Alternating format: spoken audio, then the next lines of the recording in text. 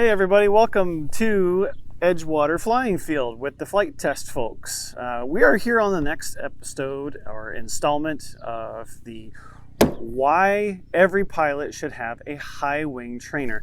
And I love this cadet senior because it can do a multiple of different things. And in this segment, we're specifically going to talk about glider towing.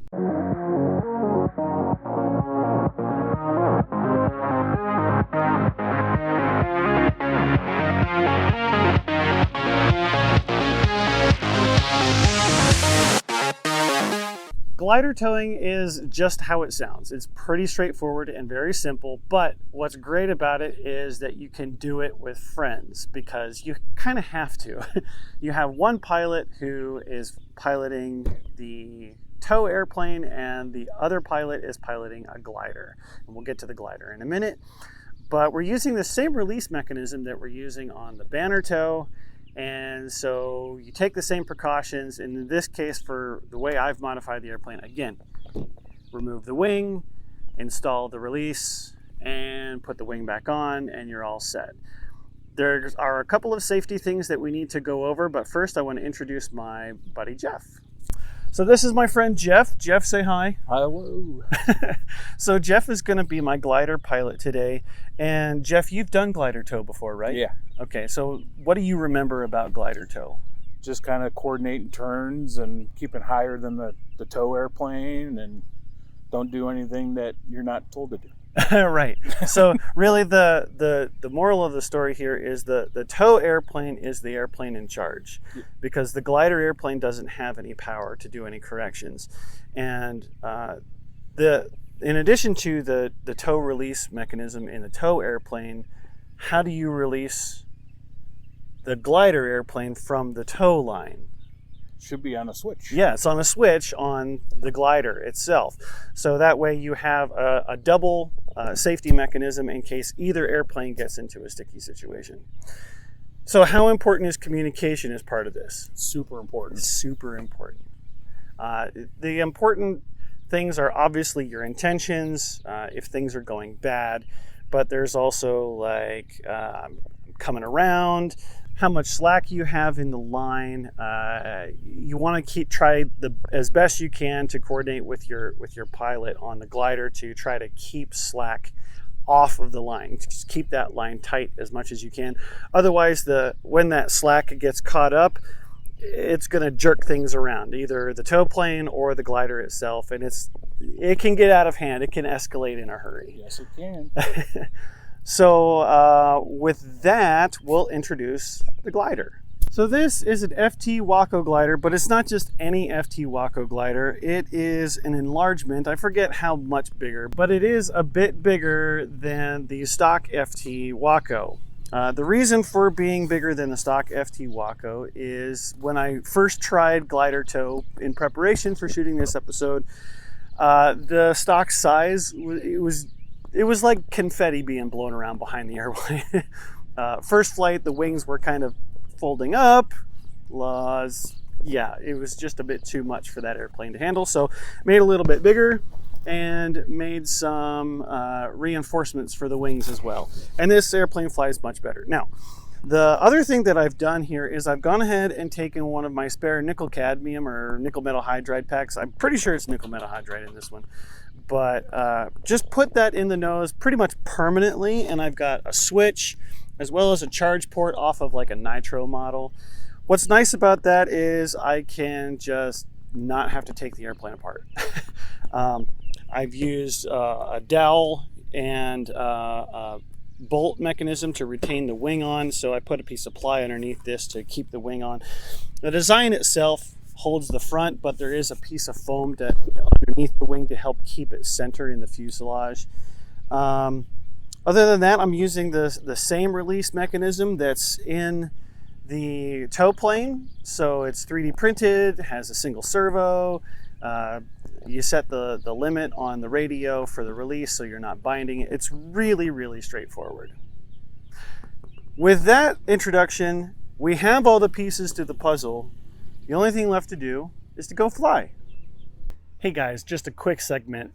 I have to give a big shout out to my friends at the Flight Test Community Association for their really generous gift of the foam board needed to make the really big Waco for this episode.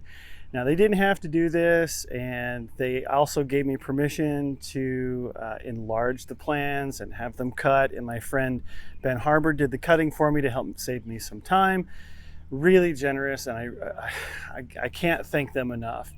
For those of you who don't know, the Flight Test Community Association is doing really great things to help our hobby, to help improve the way that we interact with the community around us outside of the hobby.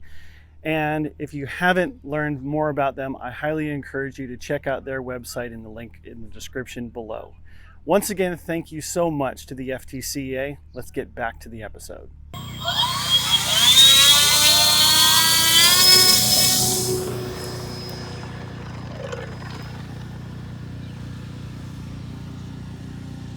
Left, coming left, coming left. Still going up, coming left.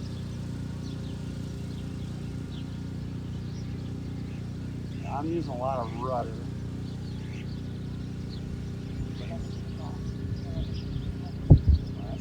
Yeah, that's really interesting. I still got control though, so.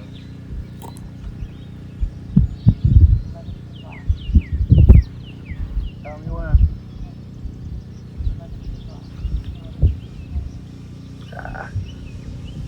Alright, go ahead and release. Release. Alright. Alright, instantly just stop.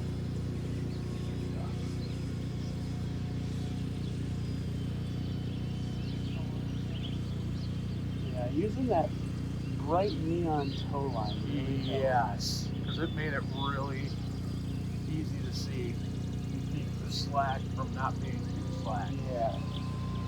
I'm coming in for a low pass. Everything's still good on my end. I just can't do anything silly because I got a string attached to me. How you doing? I'm okay. How's she fly? She's flying pretty good. She's kind of riding, but I'm going to run out of time here, so That's okay. probably going to do a little circle. I'm probably going to land in the grass That's fine. because are you coming in? No, no, All right, no. well, I'll stay high. I'll stay All high. right, well, I'm coming in then. I mean, I can land wherever. You're the one that has to land with whatever gravity tells you. And not down. See, I'm going down the hill. Okay, that's all right. Yeah. So I'm going to land to save battery so that we could possibly do this again. Yeah. Get that string up and showing true. Going around. Otherwise, I would go down the hill. You know what? I'm going to come in the other direction. Yeah, the wind is actually coming in from the left.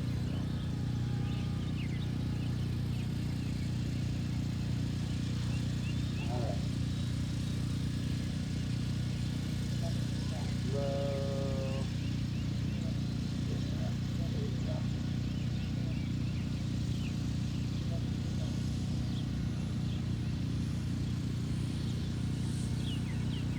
Nice landing. Nice decent landing. Nice little Sorry for the jump bump there. in the runway.